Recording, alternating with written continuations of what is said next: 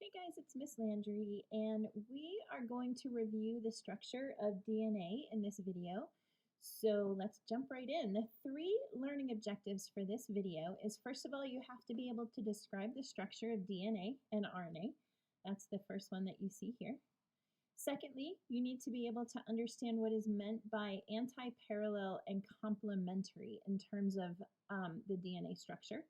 And notice that complementary has an E, not an I. Complementary. Sometimes you'll see like complementary with an I. That means like, oh, that's such a pretty DNA strand. Well, I'm not complementing the DNA. I'm complementing. And you'll see what that means as we go into it. And then finally, if I give you a DNA sequence, you should be able to tell me what the complementary DNA sequence is. So that is what we will be doing. So let's jump right. First of all, you do need to know the structure of DNA. And if you remember from the beginning of the year, we talked about molecular biology. And we talked about how monomers come together and they create polymers. And so in this case, what we have here is the monomer of DNA. So the monomer of DNA is called a nucleotide, and it has three parts to it. It has a sugar called deoxyribose. It has a phosphate, which you can see here. And phosphate is PO4, which is just basically a phosphate surrounded by oxygen. And so a lot of times you'll see it drawn this way. Finally, you also have what's called a base. You'll sometimes hear this called a nitrogenous base because it has nitrogen in it. And there's four types of bases in DNA: A, C, T, and G. So that's the monomer of DNA. Now, RNA has a very similar monomer. The only difference, it's also called a nucleotide. And I'm going to do this in a different color so that you understand this is different. But in RNA, it has ribose sugar rather than deoxyribose. Now, when you see this prefix deoxy, that just means we took off one oxygen from ribose. Okay. It also has different bases. So instead of A, C, T, and G, it has A, C, U, and G. So the T is replaced with U. But otherwise, the structure is the same. So that is the monomer of DNA. So how do those come together to create what we know as the structure of DNA? If you look here in this circle, there's our nucleotide, right? So we have our sugar, we have our phosphate, and we have our base. Now when these all bond together, like you can see here, this section, and I'm going to change colors again, this part of it right here is called the sugar phosphate backbone, which you can see right here. So that's kind of like the sides of the ladder, right? So if you picture this as a ladder, the sides are the sugar phosphate backbone. The part that makes up the rungs of the ladder are the bases, which you can see right here in the middle. So these are the rungs of the ladder right here and inside here. And these are held together with hydrogen bonds. Now, if you remember, hydrogen bonds are pretty weak. And that's going to become important when we get into copying DNA because those are going to be broken pretty easily. So one of the things that's really important is to notice that it's anti-parallel. And what exactly does that mean? We're going to go to the next slide, which I think has a picture on it to explain it. Notice that this strand starts on what we call a 3' and it goes to 5'. So it has directionality, right? And if you look at this one, the 3' on this end and the 5' up here. So this one actually goes in the opposite direction. So that is what we mean by anti-parallel. It's almost like a road, parallel. It's almost like a road. If you picture like a road and we've got the dotted line, one set of traffic goes this way, the other set of traffic goes that way. That's going to be important when we look at how DNA is read because we read DNA in a very specific direction. So directionality is important. So how can you determine which end it is? Notice that the 5' end always has the phosphate kind of off by itself. So think phosphate has that F sound, right? So phosphate is 5. So 5, phosphate. They kind of sound the same. For the 3', that's going to be the sugar.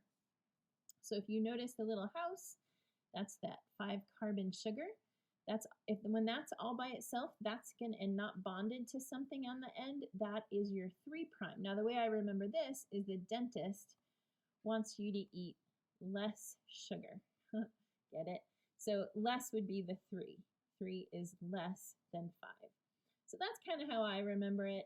Hopefully that works for you. You will need to be able to identify that. So let's talk about complementary. Complementary has to do with the fact that A always binds with T and C always binds, with G. Sorry, that should be G, not 5'. Why? Why does that happen? It has to do with 2 terms. One is called purine and the other term is pyrimidine. And don't worry if you don't know how to spell these and if you don't know what they are yet, this is new, but we're going to go through it together. I want you to look at thymine and look at cytosine. Okay, here's the ring structure. Notice there's a single ring for both of these. Okay, they're slightly different in terms of what is sticking off of that ring, but both of them have one ring. Okay, so those are pyrimidines. So C and T are pyrimidines. If we look over here at A and G, notice we actually have 2 rings. Okay, so 1, 2. Same thing with guanine. 1, 2. So those are purines. And the reason that these always bond this way is because of the width. When you think about it, if you were to bond these 2 together and also these 2 together, so you had single, single and double, double, that wouldn't work. It would be, your DNA would be like kind of wonky, right? So a 2 ring always binds with 1 ring. Now the way I remember this, I always love to give you some pretty easy ways to remember. I always remember that agua is pure.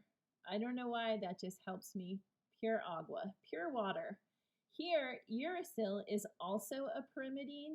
So in RNA, uracil has 2 rings.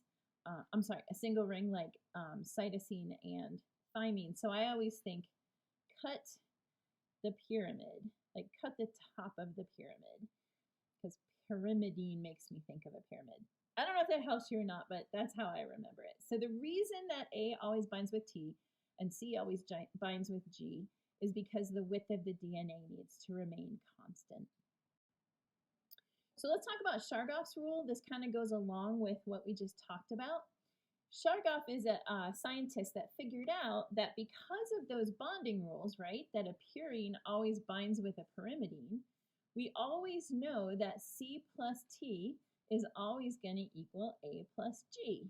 Or another way you can think of this is since A binds with T, those will always be equal, and C will always equal G. And because of that, we can actually calculate how many bases are in each strand. So let's look at this question. If I have a DNA strand with 1,000 bases, okay, so we have 1,000 bases, and 20% of them are adenine, so 1,000 times 20% is 200.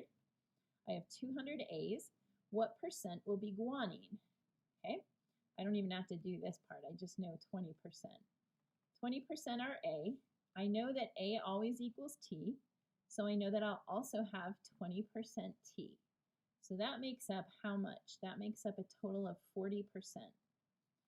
Now that leaves me with how much? That leaves me with 60% for C and G. I have 2 bases, so I need to divide that by half. So 30% C and 30% G. And that's a pretty easy way to do that. We will practice this, so if you didn't get that, it's totally okay. We're going to practice this a lot.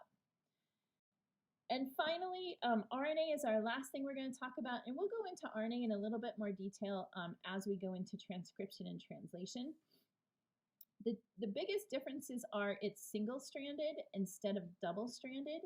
It has very different functions. There's a lot of different types. I believe there's over 20 types of RNA. We're only going to talk about 3 types. And also remember that uracil replaces T.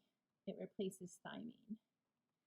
So if you're looking at a strand of nucleotides, you can tell if it's RNA or DNA just in whether or not it has T's or U's. The 3 types of RNA that we're going to look at are mRNA, which is messenger RNA. You can see that down here. So this is the copy of DNA. We also are going to look at ribosomal RNA. So that's ribosomes. That's all it is just ribosomes. And we're going to look at how those make proteins. And then finally, the last one we're going to talk about is transfer RNA. And this is what brings the amino acids in to build the protein. So that's all in the next lesson, but that's it for this lesson. I hope that helped, and have a great night. Thanks.